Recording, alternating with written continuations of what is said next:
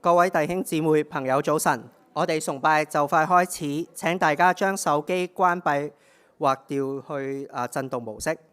我哋喺崇拜開始之前，我哋請大家安靜自己。以下為幾件事情去默禱，最後我會做一個結束嘅禱告。我哋求主使用今日嘅信息，使我哋得到從神而嚟嘅復興。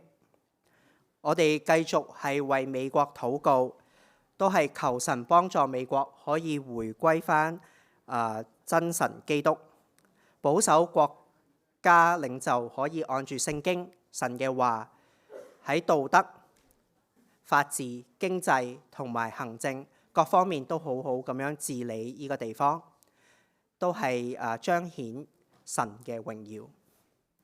我哋繼續係為咗洛杉磯嘅火災災後嘅重建禱告，都係求主引導政府領袖有智慧同埋憐憫嘅心，去幫助受影響嘅人早日可以重整家園。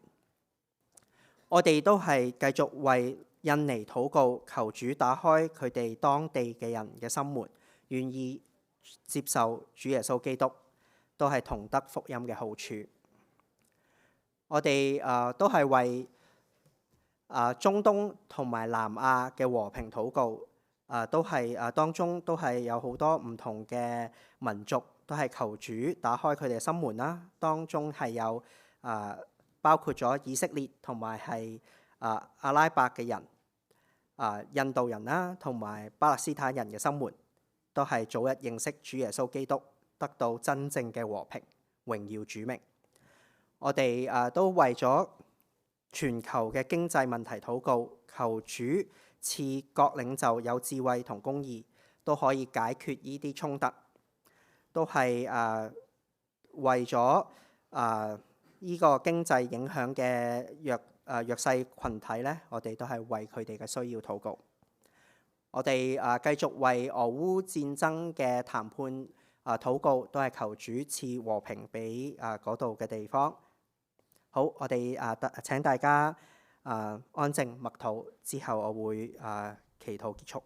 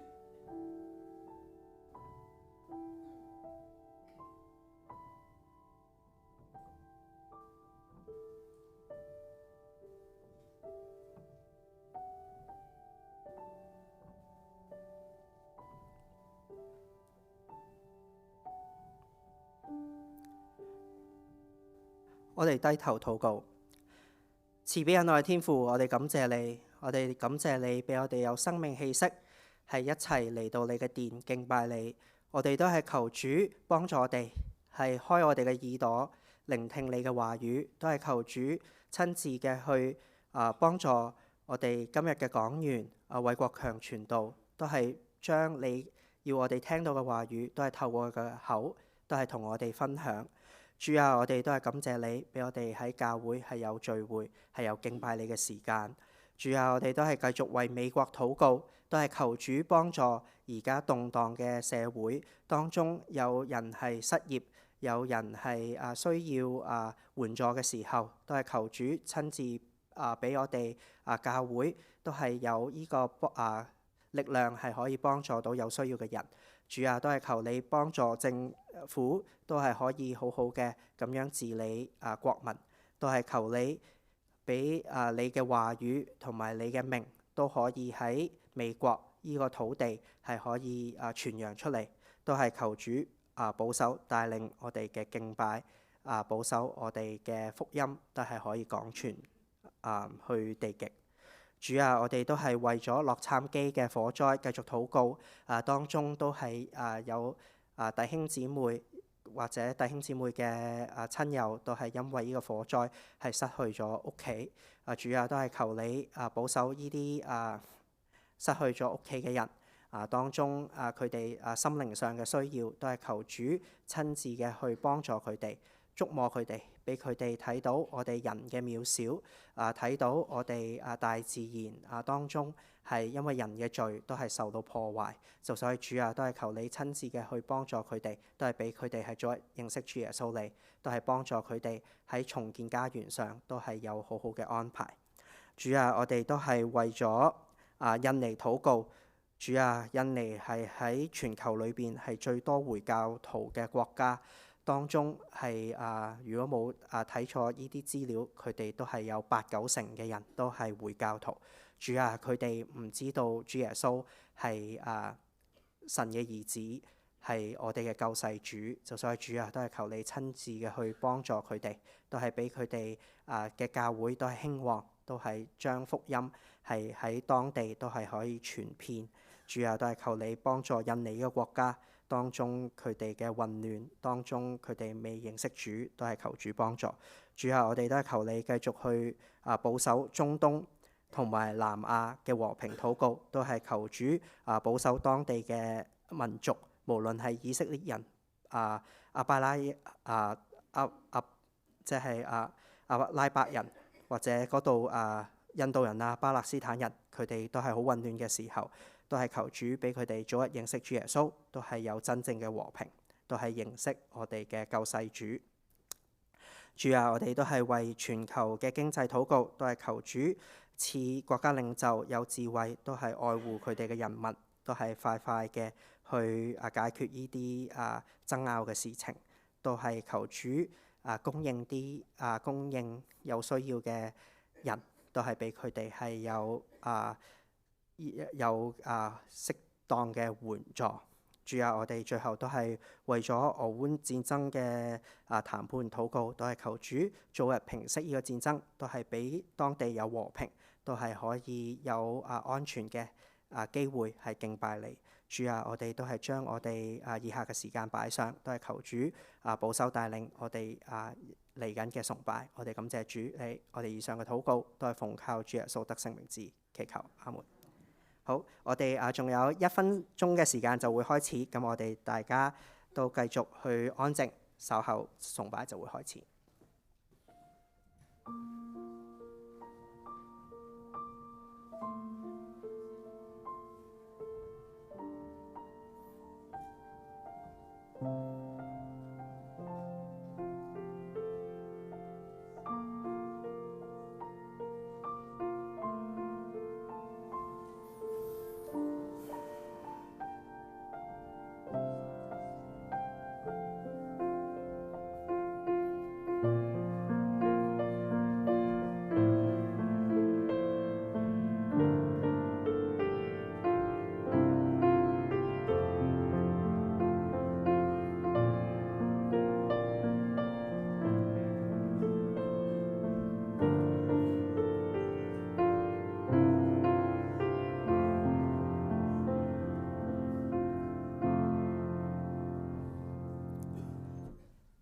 現在崇拜開始，請大家一同起立。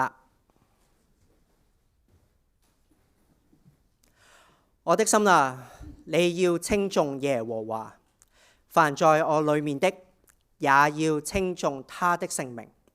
我的心啊，你要稱頌耶和華，不可忘記他的一切恩惠。我哋大家而家用詩歌敬拜。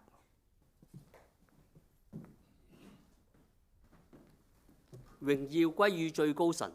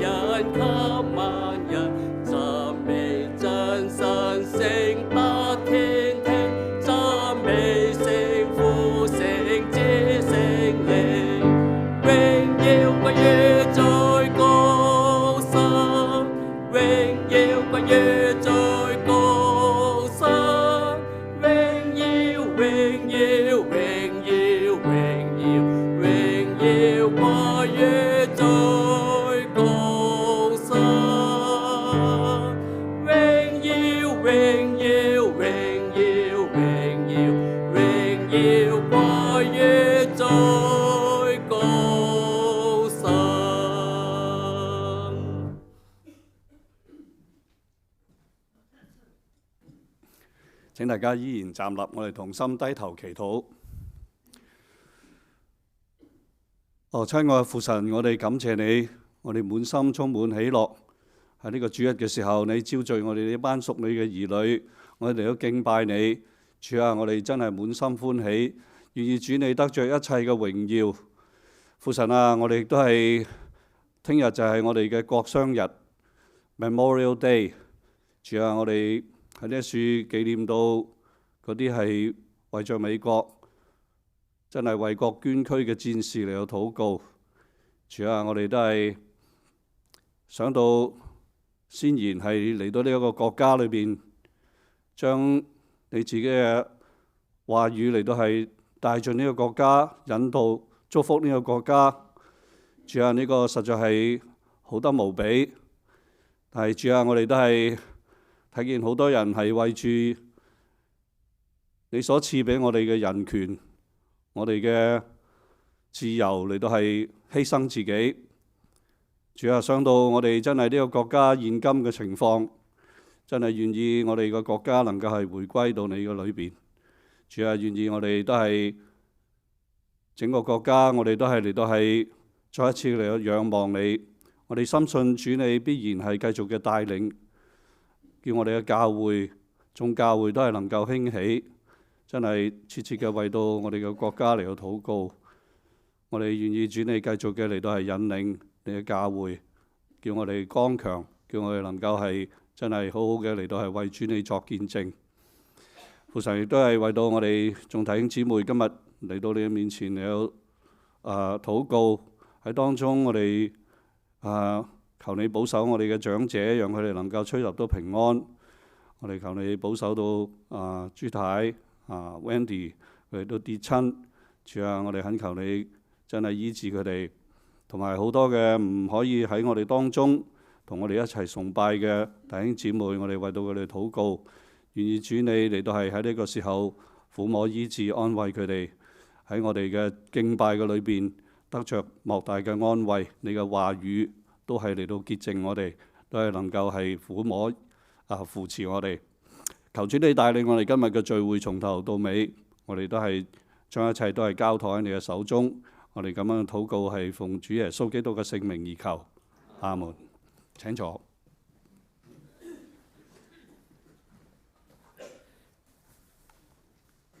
我哋一同用我哋嘅聲音，用我哋嘅歌聲嚟到讚美我哋嘅主。詩歌歌唱讚美主。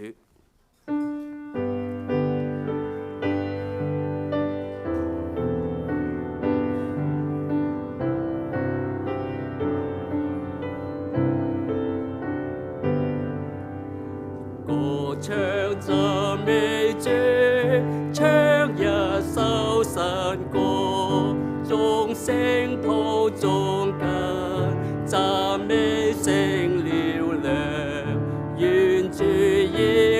讚美，創造大主宰，願捨昂眾子民，稱頌他為王。願聖徒嘅歌，彈琴且歡呼，要舞蹈歌唱，讚美主聖名。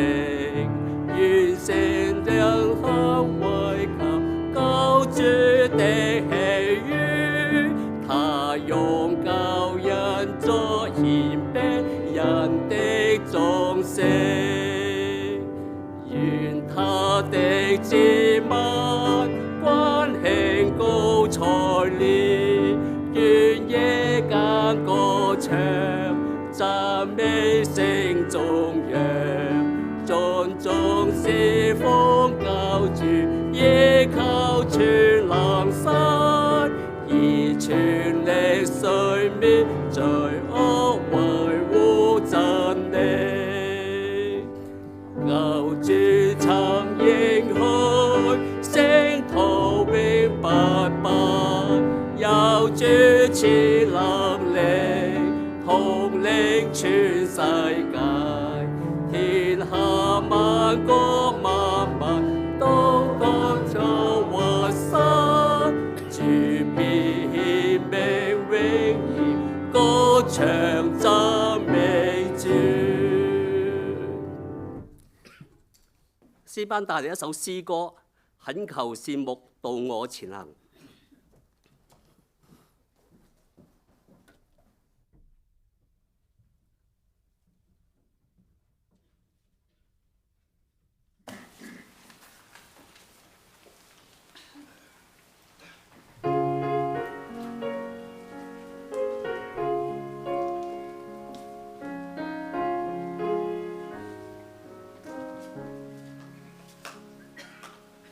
懇求善牧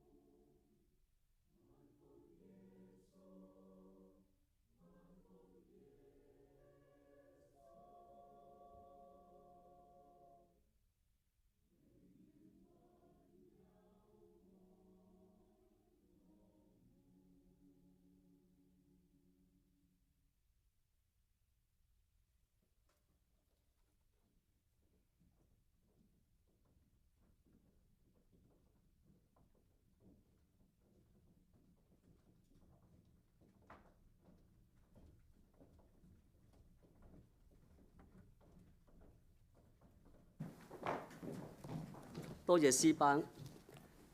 跟住我哋去唱一首信息嘅詩歌《上帝的兒女何等有福》。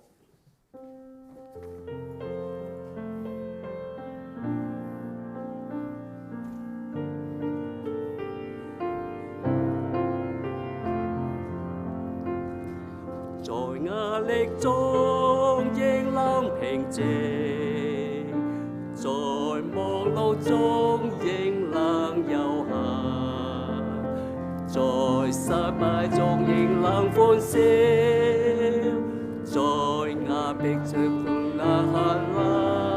上帝的兒女何等有福，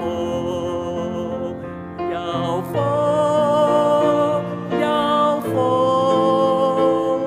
上帝的兒女何等有福，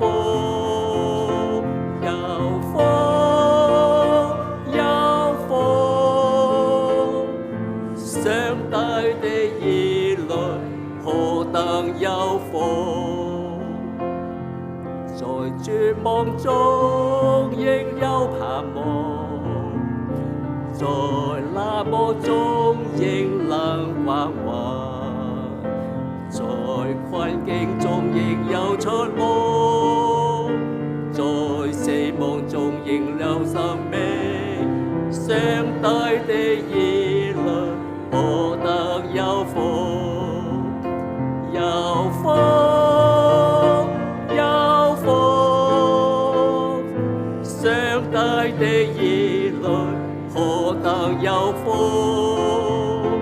有福。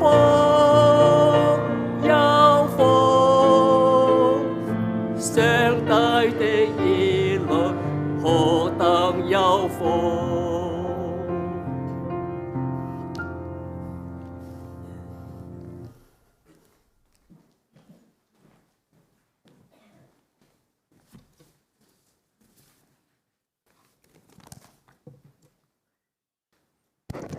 弟兄姊妹平安。今日咧講一個比較沉重嘅課題啊，苦難啊！我哋咧方便嘅咧，請大家起立，我哋讀今日嘅經文。1、2、3。耶穌過去的時候，看見一個人生來是瞎眼的，門徒問耶穌說：拉比，這人生來是瞎眼的，是誰犯了罪？是這人呢？是他父母呢？耶穌回答說：也不是這人犯了罪，也不是他父母犯了罪，是要在他身上顯出神的作為來。我哋同心喺度祈禱。真係天父上帝，我哋感謝你，因為約翰藉住佢福音書話俾我哋聽，佢將呢啲話俾我哋聽，係叫我哋有平安，因為我哋喺世上會有苦難，但我哋可以放心，因為你已經勝過世界。主啊，因此我哋雖然喺患難嘅當中，我哋喺痛苦嘅當中，我哋知道你係勝過世界，你亦都賜下平安俾我哋。因此我哋求你嚟到去憐憫我哋。當我哋弟兄姊妹喺呢個患難嘅當中嘅時候，願你平安嘅應許就臨到我哋嘅身上。我哋喺呢個時刻特別紀念鄺少棠弟兄嘅家人，佢鄺弟兄已經被你接翻去天家。本來係開心嘅事，但係肉體嘅分離難免令家人都有傷痛。求主你嚟到親自安慰撫摸佢哋嘅痛苦，亦都知道佢哋分離啲係短暫，將來必然喺天家相會。我哋特別為到佢安息禮拜一切嘅程序，求主你都係帶領，更加係藉住呢個機會，讓佢哋未信嘅親友能夠認識主耶穌，並且係歸信。我哋求你嚟到祝福每一個苦難嘅背後，都有一種嘅祝福嚟到帶俾我哋。願意你嘅祝福同樣嘅臨到鄺弟兄嘅家裏邊。我哋都為到我哋嘅教會眾弟兄姊妹，我哋喺而家可能承受着唔同嘅痛苦苦難，但係主你都知道，求主你嚟到開我哋嘅心眼，能夠明白，特別藉住今日你嘅話語，我哋能夠掌握你自己個教導，以致我哋喺呢個苦難當中，我哋仍然得着安慰，得着平安。我哋獻上我哋感恩禱告，奉基督得勝嘅名求，阿門。請坐。上次咧，我哋咧就講呢個堅愛啊，真愛咧係所有人都希望得到嘅，但係又唔係個個人都得到嘅喎。有啲人一生都得唔到嘅，有啲已經得咗啦。望下你隔離嗰個伴侶，係神為你預備。苦難呢係所有人都唔希望有嘅，但係大多數如果唔係所有嘅呢，都會經歷唔同身體或者心靈上嘅苦難嘅。咁你又唔好望你隔離嗰個因為有啲人話我苦難嘅開始就係我結婚嗰日開始嘅。咁呢個咧唔係啱，唔係好啱嘅。只不過咧係唔識得去經營你嘅婚姻嘅啫。如果你有呢個即係呢種嘅苦難嘅問題咧，咁你需要揾牧者嚟到幫助你啦。呢個可以解決嘅。差唔多所有宗教咧都要對苦難咧嘅來源咧有一個嘅解釋嘅。咁而事實上咧，宗教嘅產生咧，往往就係一個重要嘅元素咧，就係苦難。即係我哋咧係通常人咧，即係到一個絕境咧，就會呼天搶地。你日子好嘅時候，你唔會諗到神嘅。我哋就算基督徒都係咁樣嘅。所以基督教信仰咧係建基於嗰位道成肉身並且受苦致死，嚟要救贖人類嘅基督。所以冇一個嘅信仰比我哋所信嘅耶穌基督咧係更加明白我哋苦難，因為佢自己親身道成肉身嚟到去經歷人間最痛苦嘅。因此嗰個苦難對於我哋基督徒嚟講呢，就唔係一般嘅宗教嘅嗰個嘅展釋一樣。呢個讀展釋，因為我喺講道法練習嘅時候呢，俾同學指正我就係講呢個字啊，我講禪釋，即刻俾我同學話，所以好深刻。錯誤咗呢，更改呢，你成世都會記得嘅。我哋睇咧苦難咧，第一個方面咧就係苦難同罪啊。苦難最早出現咧就係始祖犯罪之後咧，神對男女嘅宣告。好多人咧就話呢個係咒詛嚇。你要清楚睇到聖經係冇講咒詛㗎嚇。不過我哋咧就話呢個係咒詛。咁當然啦，你睇見呢個宣告嘅時候咧，你都覺得係一個嘅咒詛嚟㗎。佢話咩咧？又對女人說：我必多多加增你懷胎嘅苦楚。你生產兒女必多受苦楚，你必戀慕你丈夫，你丈夫必管轄你。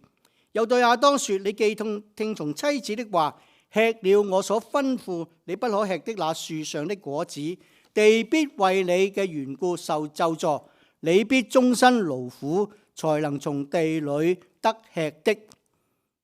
所以咧苦難嘅原因之一就係犯罪嘅後果。呢個咧好多嘅宗教信仰都會提到，咁我哋嘅信仰裏邊咧都會提到呢一點嘅。大衛咧佢係犯咗奸淫同埋借刀殺人嘅罪啦，以致咧招致到佢嘅家室大亂。咁所以先知拿單嚟到去講呢個故事嘅時候咧，佢就鬧呢個人啦，即係拿單冇講係邊個人犯罪，佢自己咧就斥責呢個人。咁咧拿單就神藉住拿單咧就講啦：你為什麼藐視耶和華的命令，行他眼中看為惡的事呢？你借亞捫人的刀殺害黑人烏利亞，又娶了他的妻為妻。你既藐視我，娶了黑人烏利亞的妻為妻，所以刀劍必永不離開你的家。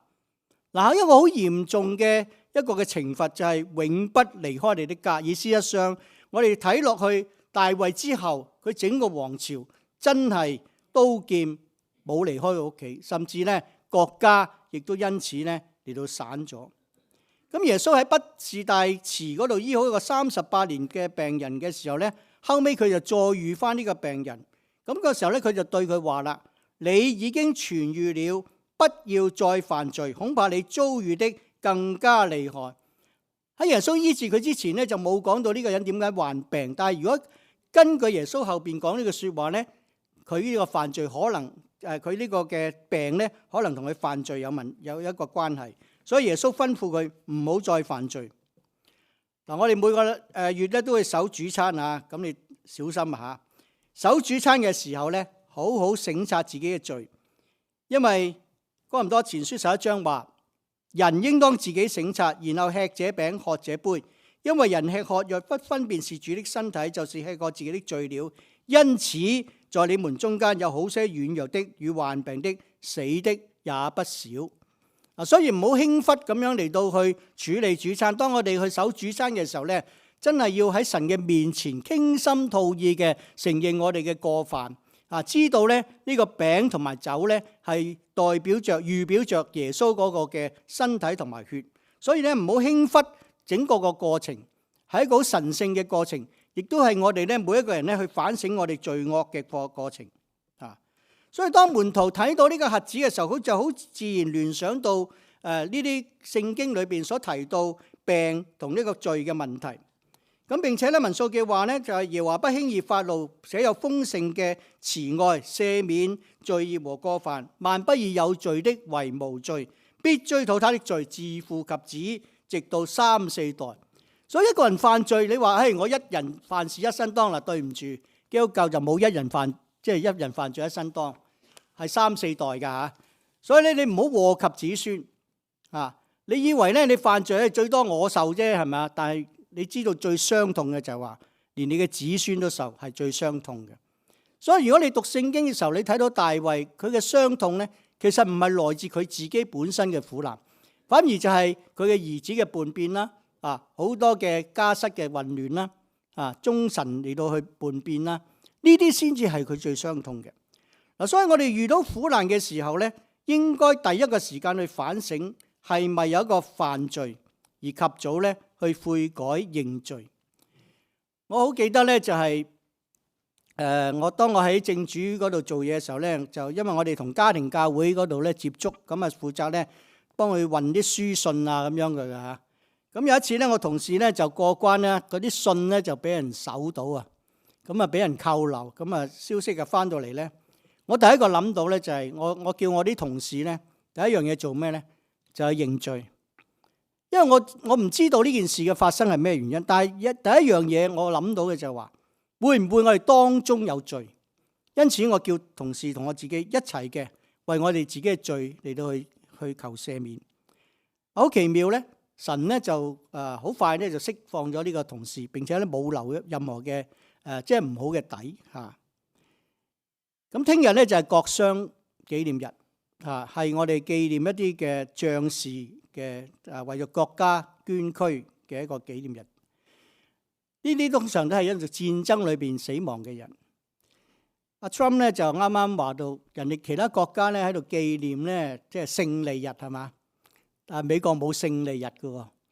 我覺得美國嘅先賢咧，真係咧係另一種嘅角度。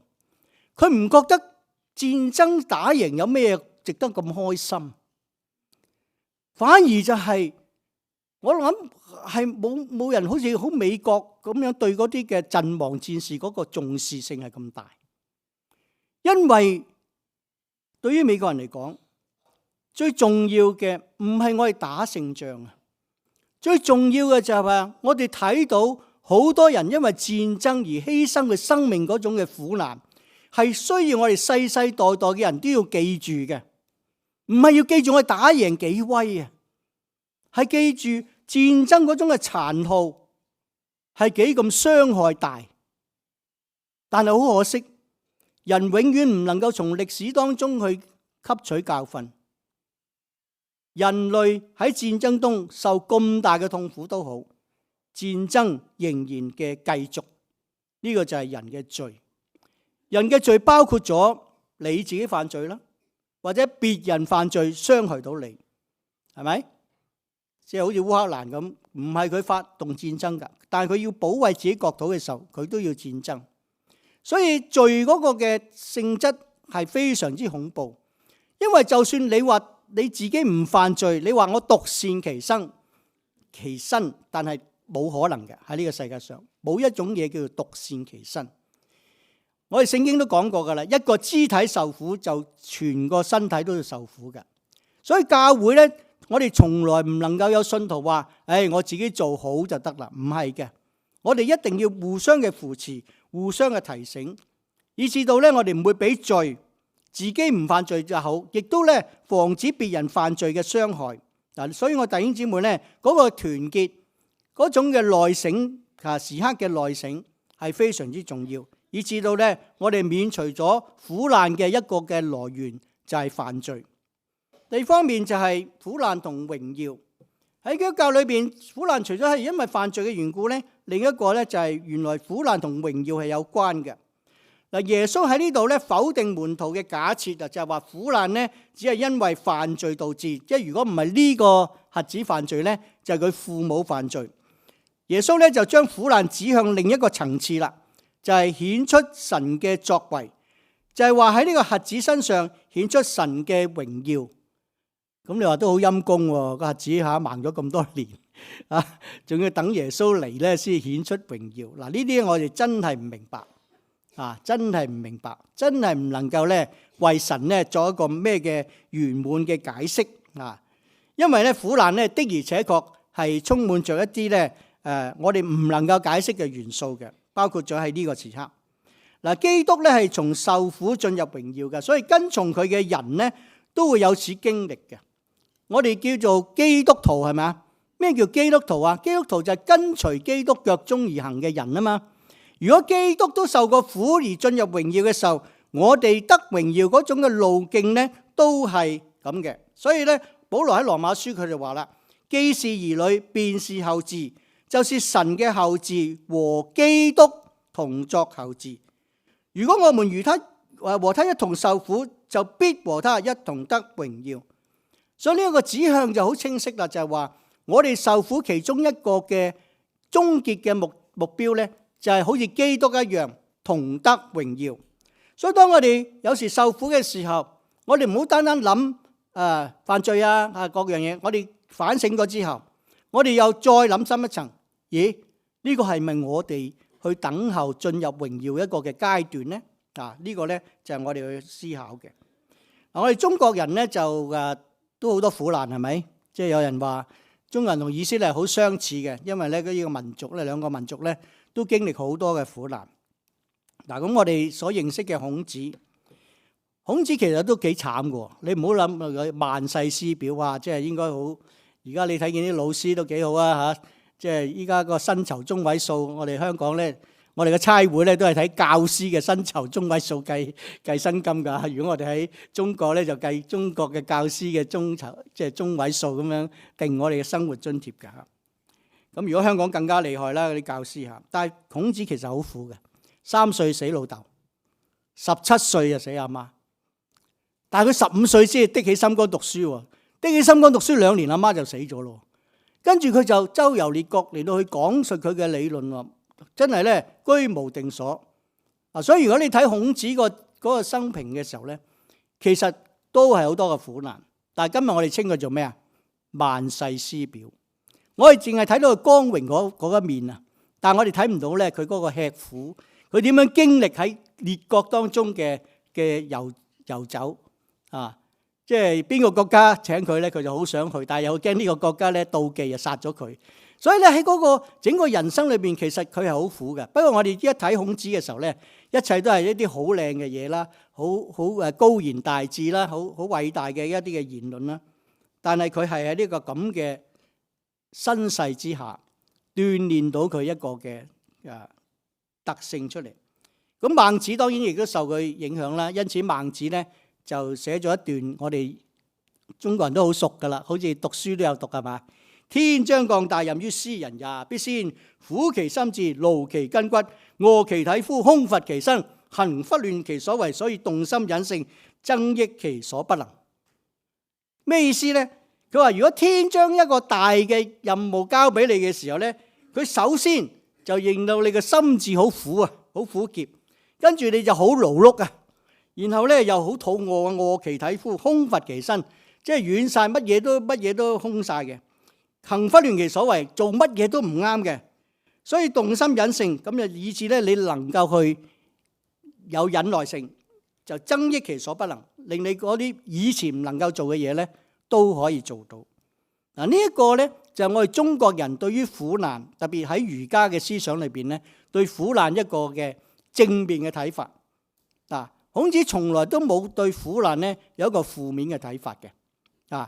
根據孟子呢個儒家嘅繼承者，佢就將呢個苦難咧又再話俾我哋聽，其實係天將一個大任嚟到施俾你嘅。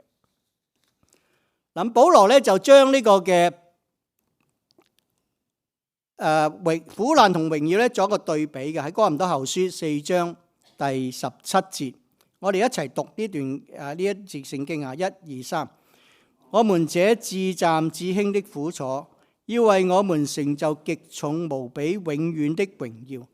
嗱，保羅咧佢都係經歷過苦難嘅一個人。其實佢唔使經歷呢個苦難嘅。如果佢留翻喺猶太教繼續逼迫基督徒咧，咁啊只係基督徒苦難嘅啫。佢就好即係佢哋可以享受好多嘅榮譽嘅。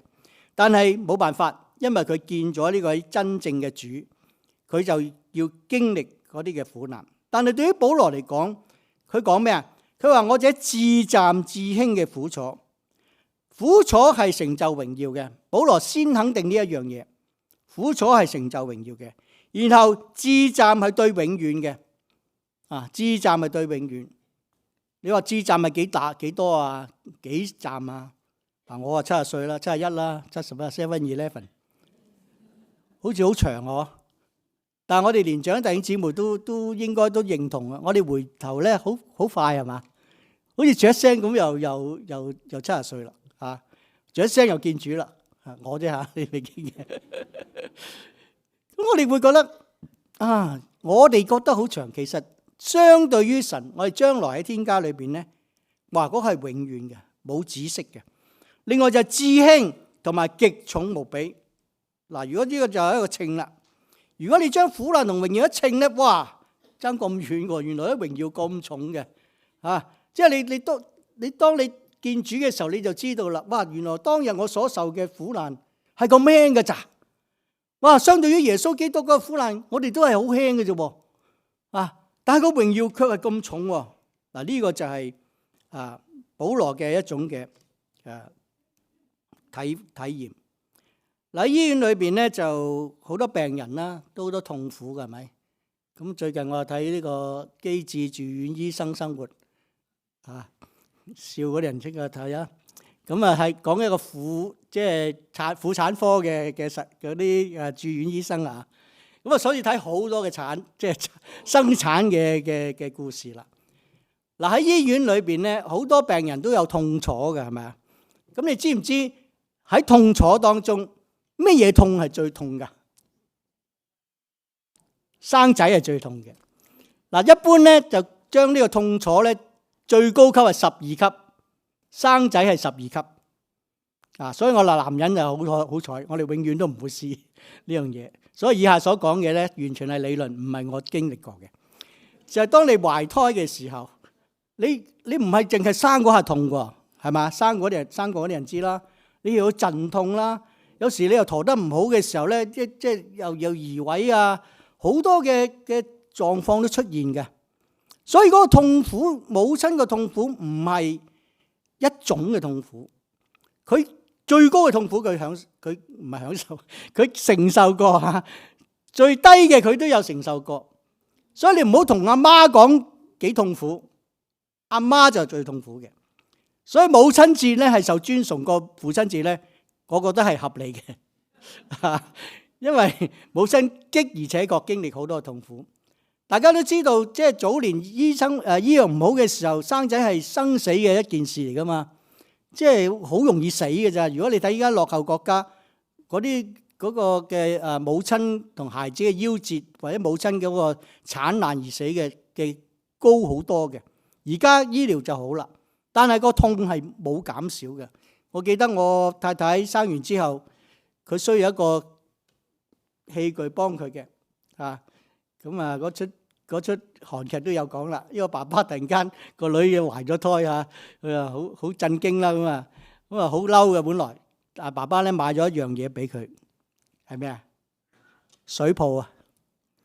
嗱，生過嘅婦女知啦。如果你自然生面咧，你又需要一個水泡。當你坐嘅時候咧，你要坐喺個水泡，如果唔係你係好難坐到嘅，好痛苦嘅，所以好深刻。媽媽係好痛苦，喺醫院裏邊咧好多嘅哀哭，好多嘅即係或者醫唔好，或者你醫好你又擔心下一次唔知點。但係唯一開心嘅喺醫院裏邊可以開心嘅就係阿媽，係嘛？當你生咗個 BB 出嚟嘅時候咧，哇！你睇見產房係好多嘅歡樂。BB 喊，我哋都話咧，一個人喊啊，個個都開心啊嘛，係咪？個 BB 喊，你哋個個都喺度咁啊，死亡就唔係啦，死亡嗰個唔喊，你啊周圍嗰啲人喊。即係人生就係咁樣嗱，所以咧，母親係已經好能夠代表由痛苦進入榮耀啊！所以我好佩服嗰個台灣嗰個七仙女啊！大家唔知有冇睇 YouTube？ 有個台灣女仔嫁咗一個白種人嘅咧，生咗7個女啊，7個都係女，所以叫七仙女。7次嘅痛楚，我有時都唔係好明，不過我都唔敢問，咁痛苦點解仲生咧？咁樣係嘛？原來媽媽佢知道痛苦，佢唔係俾人呃嘅，我冇呃我老婆話生仔唔痛嘅，佢都知嘅。但係佢點解會生？因為佢好想睇到我哋生命嘅延續，而呢個生命嘅延續，因着神嗰種嘅宣告，我哋只能夠透過去生育下一代。因此佢就輕看呢個苦難，而咧去願意接受生產而嚟嗰種嘅喜樂。所以弟兄姊妹喺苦難嘅過程當中，其實唔好單向嘅諗，淨係唔好嘅。我哋亦都諗到喺呢個嘅唔好之下，我哋都有一種開心嘅時刻，係可以咧嚟到高興快樂嘅。嗱，黑格爾咧有一句嘅名言啊，黑格爾一個哲學家啦嚇，佢最出名嘅就係一個辯證法啊。咁對於我哋中國人嚟講咧，佢影響間接影響好大嘅，因為佢呢種辯證法咧就引導咗馬克思去思想，就創造咗唯物辯證法，咁就用嚟咧作為咧喺共產主義裏邊咧一個所謂階級鬥爭嘅一個理論嘅基礎。咁黑格爾咧，佢講出嘅説話，佢話米拿娃嘅貓頭鷹總在黃昏時起飛。嗱，米羅拉咧其實就係希臘嗰個女神雅典娜。嗱，希羅文化咧就係希臘好多嘅神，好多嘅神嘅。到咗羅馬時代咧，佢就將佢改咗名㗎。本來宙斯佢就改咗 Jupiter 朱比德㗎。咁然後 Hera 嗰個老婆咧，就叫做Juno，咁其實都係一樣嘅。咁所以咧呢個嘅雅典娜咧喺希臘嘅神話裏邊咧係一個智慧嘅女神，佢係帶住隻貓頭鷹嘅。但係貓頭鷹你知佢生活點㗎？夜晚先係飛起嘅。咁黑格爾咁講係咩意思咧？佢就話原來哲學家philosophy 咧本身就係 philo 就係愛啦，sophia 咧就智慧，即係愛智慧嘅人。愛智慧嘅人咧，往往都係一個黑暗開始嘅時候咧，開始去觀察，然後咧去思考嘅。其實佢呢個嘅意思即係話，當我哋喺黑暗嘅當中嘅時候，其實就係我哋應該去思考、尋找智慧嘅時候。因此喺聖經裏邊，我哋都有呢一個嘅向導。所以咧，苦難第三方面就係苦難同智慧啦。即係苦難除咗同罪同榮耀有關之外，仲有一個重要嘅向導咧嘅 dimension 就係智慧。以賽亞書30章20到41節講：主雖然以艱難給你當餅，以困苦給你當水，你的教師卻不再隱藏。你眼必看見你的教師，你或向左或向右，你必聽見後邊有聲音說：這是正路，你要行在其間。嗱，大家都好熟呢卷經文嘅，艱難俾你當餅，困苦俾你當水，係咪啊？但係要諗下，以賽亞講嘅係餅同埋水，係咩嚟㗎？餅同水係滋養生命嘅一種嘅物質嚟嘅。咁呢度講艱難俾你當餅，困苦俾你當水，當然就唔會講肉身嘅嗰種嘅生命啦，而係講咗一種屬靈嘅生命。但係呢種嘅艱難同埋困苦咧，佢因為係餅同水嘅時候咧，佢係能夠滋養人嘅屬靈嘅生命嘅。所以呢個智慧就話，當苦難嚟到嘅時候，你去明白呢一個嘅苦難係滋養你嘅屬靈生命嘅時候，結果係咩啊？你的教師卻不再隱藏。咩意思呢？就話你能夠更加明白嗰個嘅教師嗰個嘅意念。嗱，所以我哋基督徒點解都係基督徒，但係我哋對神嘅旨意或者對神嗰個嘅信息卻係接收不同嘅呢？其實就係話我哋有冇將艱難當餅，將困苦當水嚟到滋養我哋個屬靈嘅生命。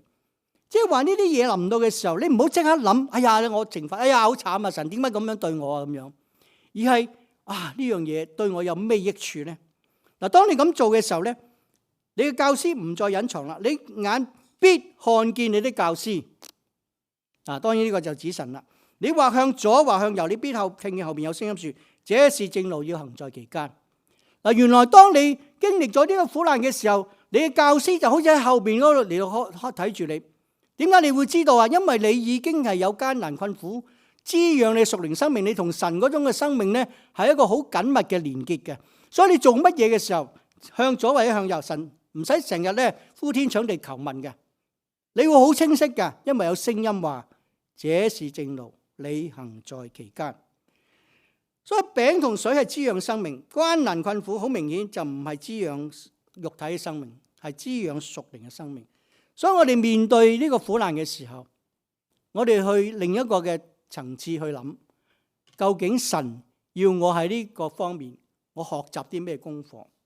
其中一個好大嘅功課就好簡單，就係哥林多後書講到就話，我哋受過呢啲苦難嘅人呢，就會識得去用呢啲嘅苦難呢嚟到安慰，亦都係呢個苦難嘅人。所以當我做傳道嘅時候，我睇翻我自己嘅經歷，我又差啲浸死過啦。我又失過戀啦，我第一個 BB 又冇咗啦，又俾人打劫過啦，即係好多嘢都做過。咁但係當我牧養嘅時候咧，我可以講喎。當我牧養一個失戀嘅弟兄嘅時候，我即係唔好因為一棵樹咧就咁就抬頭望啊，一片森林喺你前面。咁你失過戀咩？我失過即係特別我個侄仔佢又係第一次戀愛失敗嘅時候咧。佢即刻揾阿三叔，佢冇揾老豆，因為老豆一次成功，即係冇乜經驗可分享嘅。即係原來咧，我哋有呢種嘅智慧咧，原來可以幫到人嘅，可以幫助人嘅。但係當然你自己要克服先啦。如果嗰陣時我失戀死咗就冇用噶啦，係咪？即係一定要克服。冇咗 BB 點咧？係咪就咁放棄生育咧？冇啊！祈求啦，神如果你確定神會繼續俾你嘅，咪有信心去做咯。係嘛？咁我都話我有皮膚問題啦。咁生第一個 BB 好驚佢啲皮膚有問題。冇喎，咁信心又大啲，再生一個咯。皮膚仲滑啲。咁你會發覺就係呢個苦難咧，係不斷咁操練，其實操練我哋信心。而當我哋嘅信心越大嘅時候咧，我哋行嘅路我就唔需要咁懼怕啦嘛，係咪？因為我哋走嘅路咧，真係的而且確。聽日你做咩啊？知唔知啊？因為我有晒計劃噶啦。但係我哋咩啊？事情不如計劃噶嘛，好多突發嘅嘢噶嘛，唔係你計劃噶，係有主嘅帶領先係噶。你或向左或向右，有聲音話俾你聽，這是正路，要行在其間。約伯嘅痛苦係咩呢？約伯嘅痛苦就係起初陷於一個苦難同罪嘅唯一嘅關係。即係對於約伯嚟講，我係咁敬拜你，我係咁純正，我都冇犯罪。點解我會受呢啲嘢咧？點解係我咧？咁樣啊，即係我哋成日都會發出呢個嘅痛苦，因為佢自己覺得冇罪嘅，所以咧苦難對嗰種係一種莫名其妙。點解我會嚟到去有呢個苦難咧？咁呢個嘅肉身嘅苦難咧，就導致個心靈嘅苦難。嗱，好多時魔鬼都係用呢種嘅方式嚟到攻擊我哋。當我哋肉身有軟弱嘅時候，魔鬼就好似約伯個老婆話：棄掉你的神，死了吧咧，咁都唔醫你仲信呢個神啊？嗱，每個基督徒咧都應該為自己咧構咗一種神學。咩意思咧？嗱，約伯妻子嘅神學好簡單嘅，你對神咁純正都咁落，搞到咁落，咁真不如死咗佢啦。嗱，對於佢嘅神學就好簡單，靚唔靚呢個神？唔靚嘅抌咗佢啦，死咗佢啦，算啦咁啊。結果呢個老婆冇啦嚇，咁約伯後來咧就神咧有7倍加俾佢，除咗老婆之外好似冇有冇俾老婆唔記得咗？唔好啦，老婆有一次得噶啦。咁但係當神喺自然界裏邊再一次啟示自己，嗱，唔係顯現嘅。嗱，你留意咧，約伯係從來冇見過神嘅。咁約伯咧就得到一個嘅智慧。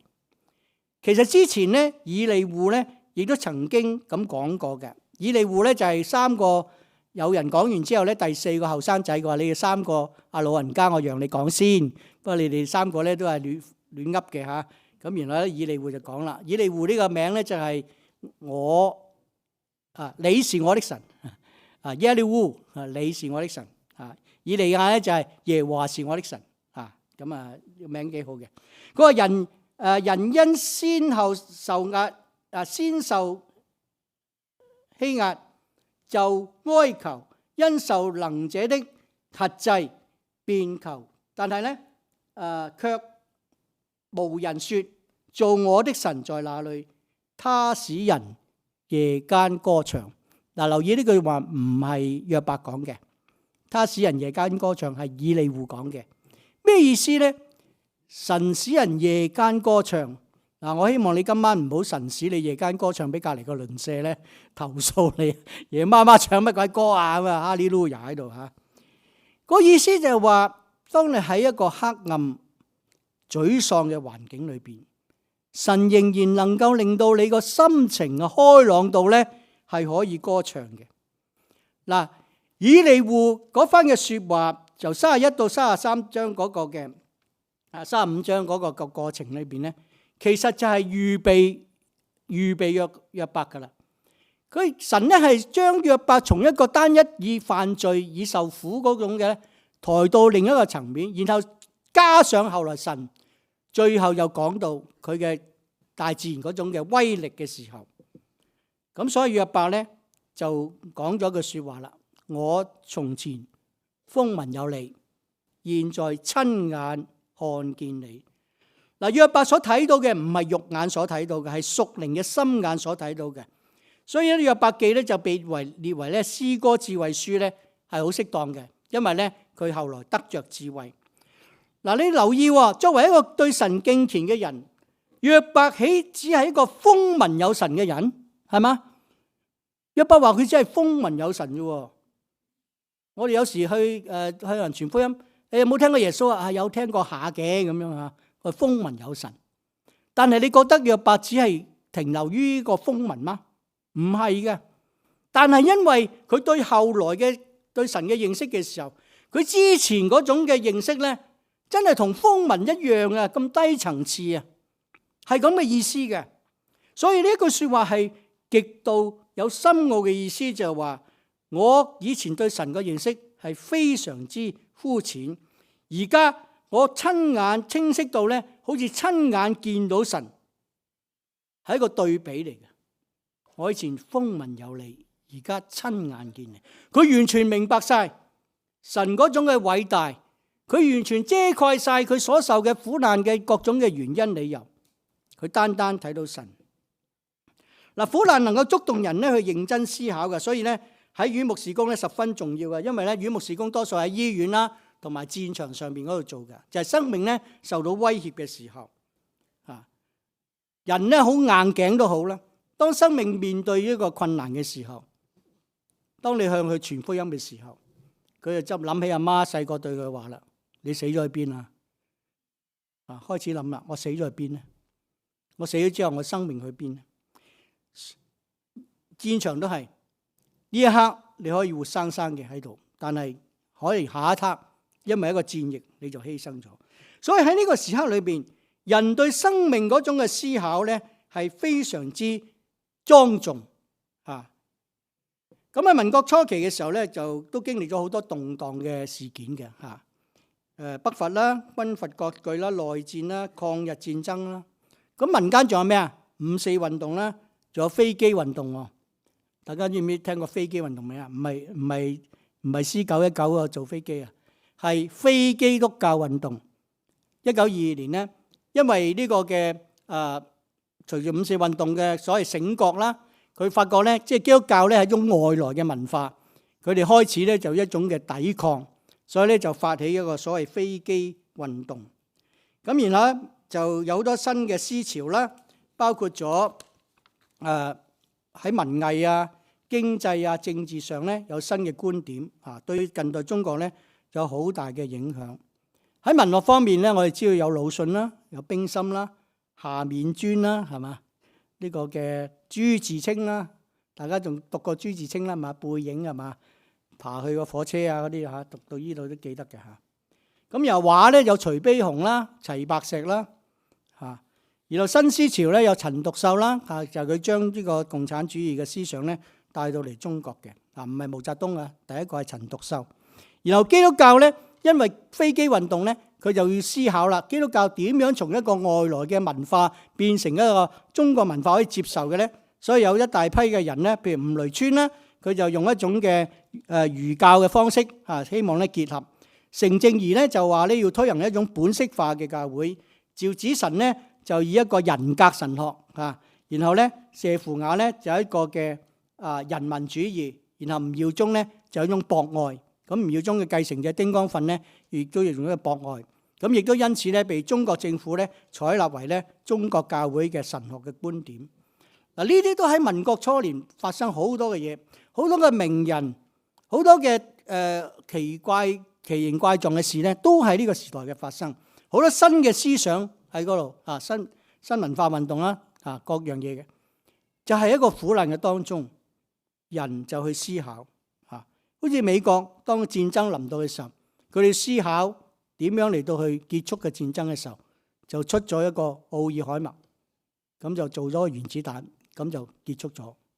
所以好多嘅發明咧，其實都係因為一族嘅苦難，譬如一個嘅新冠啦，我哋嘅疫苗咧，亦都因此咧咁樣去發展出嚟。所以咧，因此我哋對苦難唔能夠要單一嘅睇法去審視，而係咧以開放嘅態度去接受神透過苦難向我哋嘅啟示。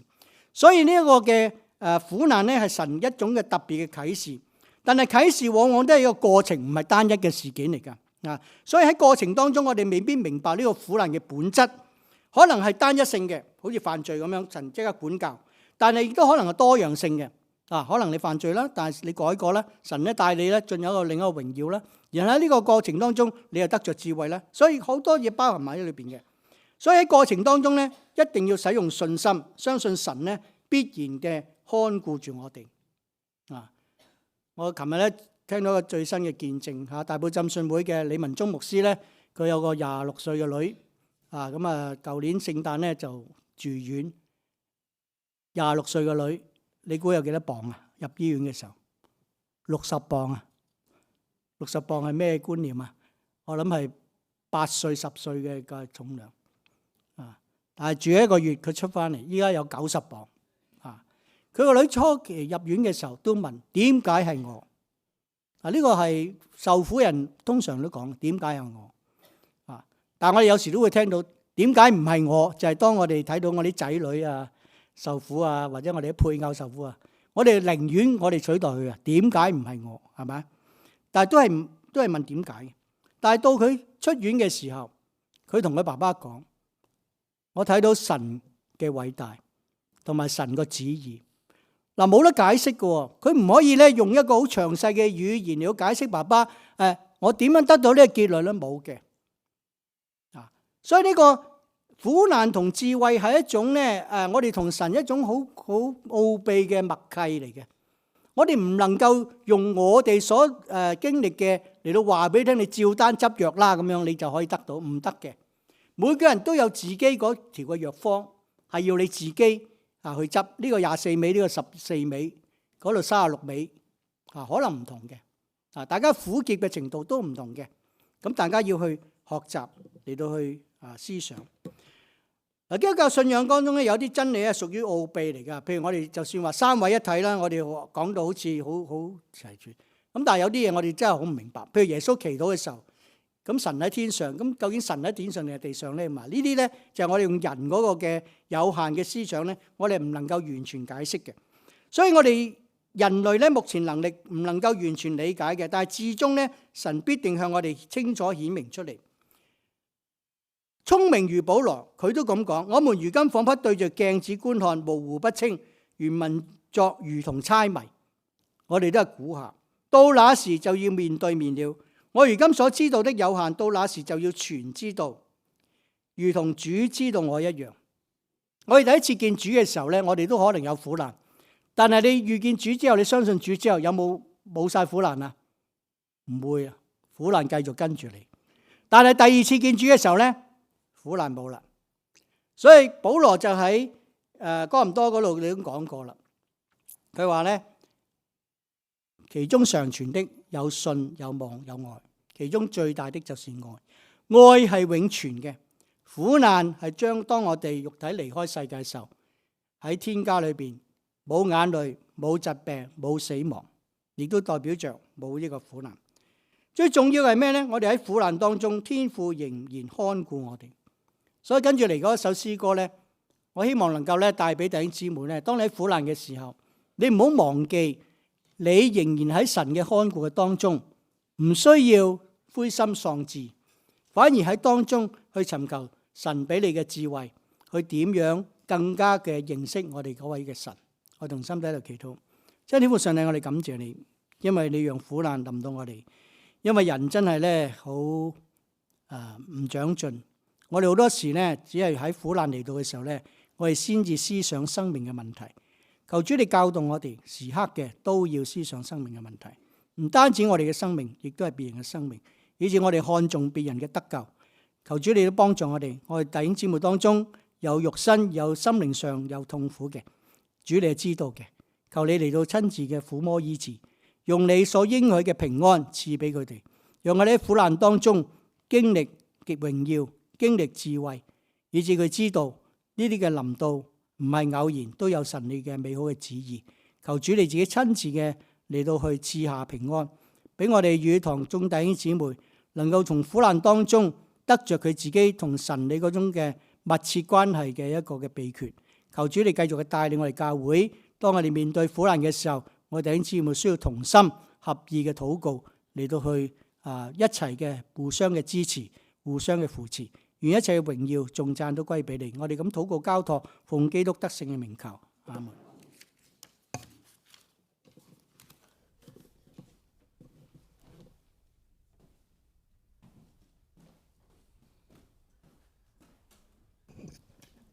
弟兄姊妹，當我哋聽完呢個關於苦難嘅信息，唔知道你有咩嘅觸動，有咩立志，特別係你願意嚟相信接受耶穌基督作為你個人救主同埋生命主嘅，又或者你目前正在苦難當中，你願意嚟到台前，我哋一齊為你祈禱，我哋一齊唱呢首回應詩歌，天父必看顧你，我哋一齊站立唱呢首回應詩歌。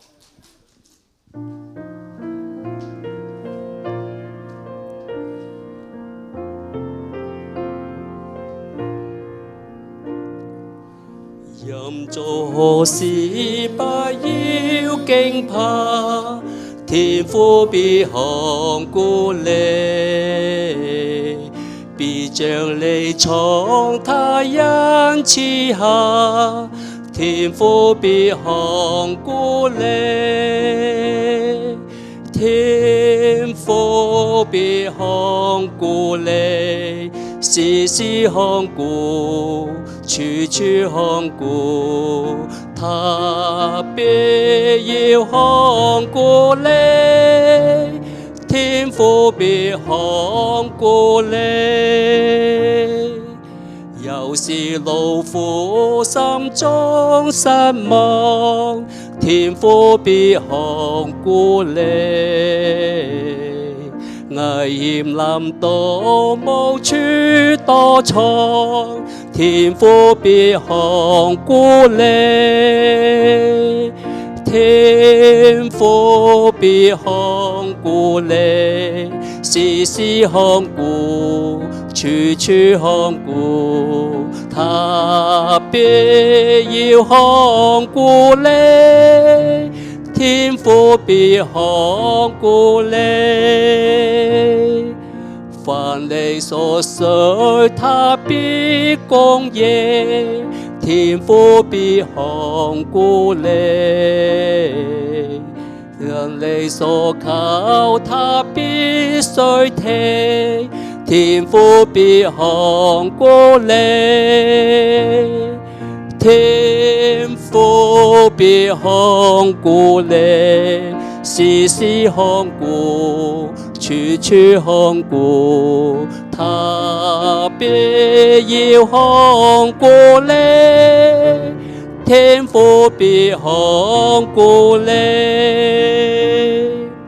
無論經過等試煉，天父必看顧你。軟弱疲倦，他靠胸前，天父必看顧你。天父必看顧你，時時看顧，處處看顧，特別要看顧你。天父必看顧你。好，我哋低頭祈禱。真係天父，你係嗰位看顧小麻雀嘅神，你更加看顧按照你形象樣式創造嘅人類。仲有我哋喺過去一段時間，我哋有犯罪得罪你嘅，以至於我哋有苦難。仲有求你嚟赦免我哋嘅罪，仲有求你嚟幫助看顧我哋每一位弟兄姊妹，無論我哋嘅光景而家係點樣，你都係知道。我哋當中身體有軟弱嘅，求你親自嘅醫治；有經歷一啲嘅患難嘅，求你嚟安慰嚟保守。仲有我哋特別繼續為朱太、Wendy、陳太呢啲喺病痛當中嘅，求你大能嘅手醫治佢哋。我哋亦都有啱啱失去親人嘅，我哋特別為華姐佢同埋佢全家獻上禱告。佢哋失去咗先生，失去咗父親，失去咗祖父。最後求你安慰佢哋，亦都保守後事嘅處理能夠順利。仲有我哋亦都有當中有受到經濟環境影響而失業嘅，求你嚟親自嚟供應，因為又話你係以勒嘅神，你必按照我哋所需要嘅嚟供應我哋。主啊，你係從開頭一直到末了，一直都牧養同埋看顧我哋嘅神，你必帶領我哋每一個人嘅道路，每一個人嘅方向。願一切榮耀頌讚都歸俾你。祈禱奉主耶穌基督名求，阿門。請坐。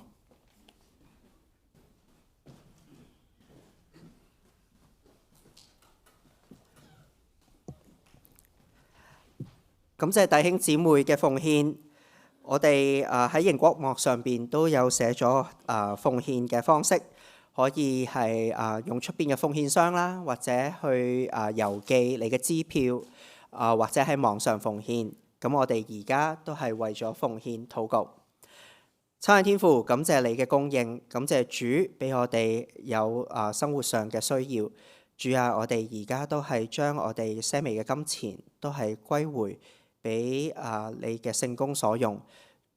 求主帶領，都係俾我哋有聰明智慧，可以好好咁樣運用呢啲金錢，都係喺聖工上面所用。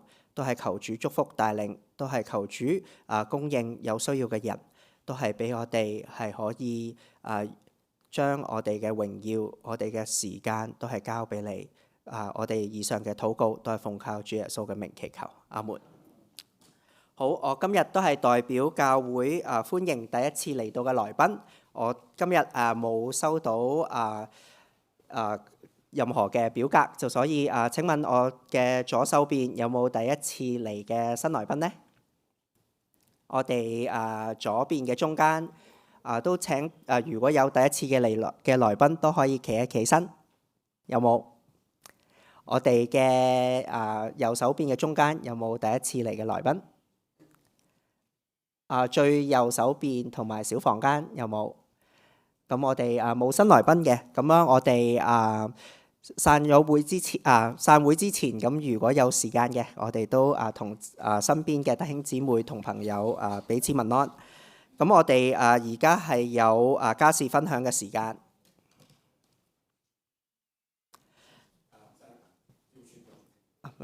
佢同我講咗，完咗先係。好。咁我哋首先咧喺8月唔好意思啊，7月25號到8月4號咧，咁喺我哋英國劍橋有一個短宣嘅機會，咁會喺嗰度當地嘅宣道會咧舉辦4日嘅暑期兒童聖經學校，仲有親子關係嘅講座，仲有2日咧係會有外展嘅事工，係去到劍橋大學去傳福音嘅。咁當中咧，其實有好多唔同嘅語言都可以用啦，可以用粵語啦、英語同國語都得嘅。咁但係當中咧，其實都有好多粵語嘅人咧搬到去英國，就所以咧，我哋粵語堂嘅弟兄姊妹都係喺言語上咧係非常之有用嘅，去到嗰度。咁我哋既然喺粵語堂嘅話咧，咁我哋可以聯絡阿張執事，咁張執事嘅電話都喺上邊，或者散咗會，或者之後幾個禮拜都可以問佢查詢嘅。咁喺8月2號咧，我哋教會咧都會喺 Oxnard 嗰度有一個短宣，係做暑期聖經學校。咁當中其實有好多新移民嘅父母啦，當中大概有150位，同埋當地嘅兒童合作。咁我哋都需要更加多嘅同工同弟兄姊妹咧，去幫手做一啲嘅兒童嘅遊戲。如果有興趣嘅話咧，可以聯絡 Rosie Davis， 咁佢嘅電郵咧都喺熒光幕上邊嘅。咁我哋頭先提起嘅 Oxnard 嘅義工短宣隊啦，同埋我哋嘅 Bakersfield 嘅短宣隊咧，當中咧都好需要有全新嘅禮物。例如係家用嘅物品啦、玩具啦，或者夏季嘅衣服等咧，咁係需要全新嘅。咁我哋都係想弟兄姊妹如果有愛心嘅話咧，都可以捐贈俾我哋教會。咁我哋教會咧之後嘅短宣隊咧都會帶呢啲禮物咧去到呢2個工場度嘅。咁我哋粵語堂嘅弟兄姊妹朋友咧都可以聯絡我哋粵語堂嘅 Priscilla， 咁佢嘅電話係熒光幕，或者聚會之後咧都可以同佢聯絡嘅。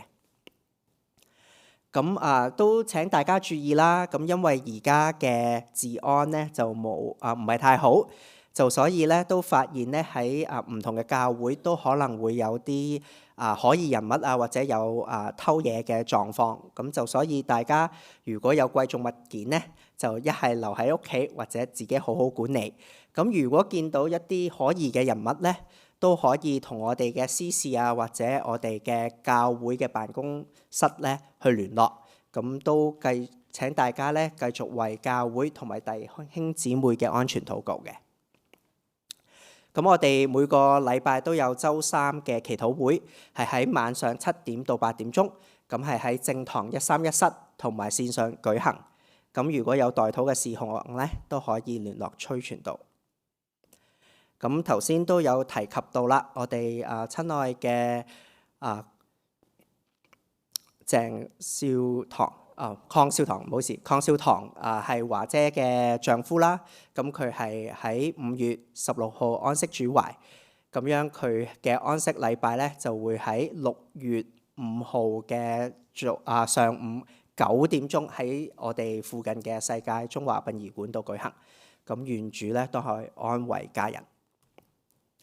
咁我哋2025年有全美嘅禱告大會咧，將會係喺5月29號到6月7號，每日早上嘅時間同埋下晝嘅時間，同埋點樣去參加嘅，同埋仲有一個係6月6號有一個線上嘅聯合禱告會嘅詳情咧，都喺熒光幕上邊或者喺程序單裏邊都有，咁都歡迎大家去查詢。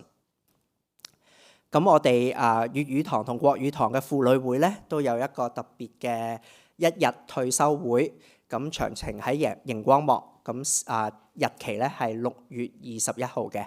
咁如果想再知得更加多嘅詳情，都可以同我哋嘅 Priscilla 姊妹聯絡。咁我哋下一季嘅主日學會6月1號開始，我哋請崔傳道報告。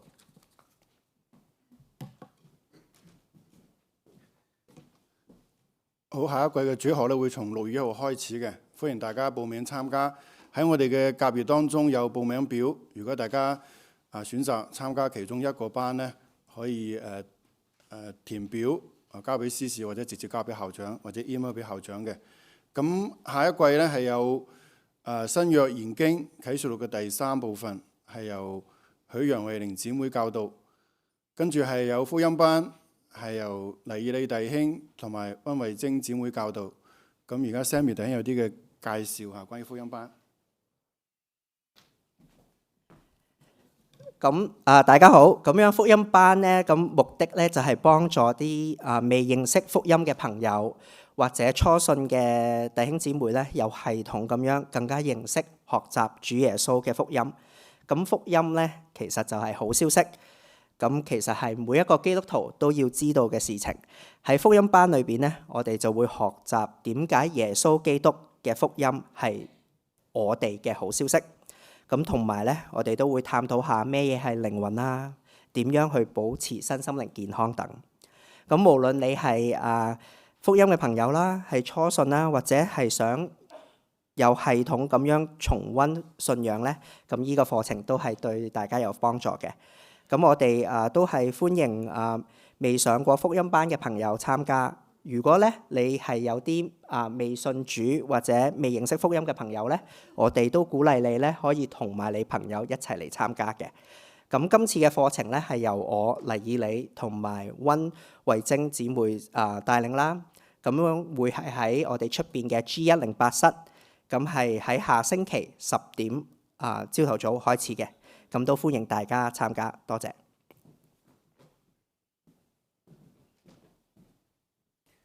好，唔該晒 Sammy 弟兄。咁最後咧係有應該係基礎教義嚇，黃定昌弟兄同埋李志華弟兄教導，跟住係以西結書係由曾世成弟兄教導，跟住係長者主學查經班，今次係保羅嘅教導，係由崔黃思毅、李志華同埋李家雄弟兄教導。崔師母有一啲嘅推介嚇，關於呢個主學。